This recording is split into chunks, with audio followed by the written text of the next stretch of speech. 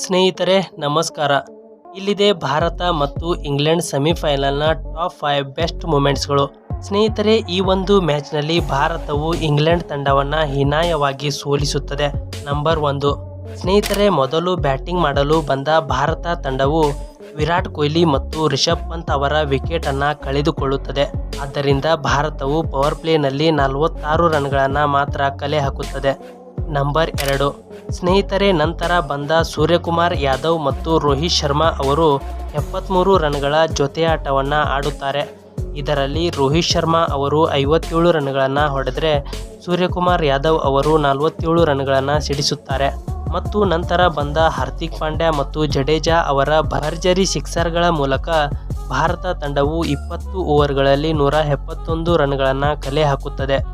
Number 3. ಸ್ನೇಹಿತರೆ, ನಂತರ batting ಮಾಡಲು ಬಂದ ಇಂಗ್ಲೆಂಡ್ ತಂಡವು 3 ಓವರ್ಗಳಲ್ಲಿ 26 ರನ್ಗಳನ್ನು ಕಲೆ ಹಾಕುತ್ತದೆ. ಆದರೆ ಆಗ ಬೌಲಿಂಗ್ಗೆ ಬಂದ ಅಕ್ಷರ್ ಪಟೇಲ್ ಅವರು ತಮ್ಮ 4 ಓವರ್ಗಳಲ್ಲಿ 3 ವಿಕೆಟ್ಗಳನ್ನು ಪಡೆಯುತ್ತಾರೆ. ಅವರು ಮೊದಲು ಬಟ್ಲರ್, ನಂತರ ಬ್ರೆನ್ಸ್ಟೋ ಹಾಗೆ ಮೊಯಿನ್ ಅಲಿ ಅವರನ್ನು ಔಟ್ ಮಾಡುತ್ತಾರೆ. ಅಷ್ಟೇ ಅಲ್ಲದೆ ಇವರು ತಮ್ಮ 4ನೇ ಓವರ್ನಲ್ಲಿ ಲಿವಿಂಗ್ಸ್ಟನ್ ಅವರನ್ನು ರನ್ಔಟ್ ಕೂಡ ಮಾಡುತ್ತಾರೆ. ನಂಬರ್ 4.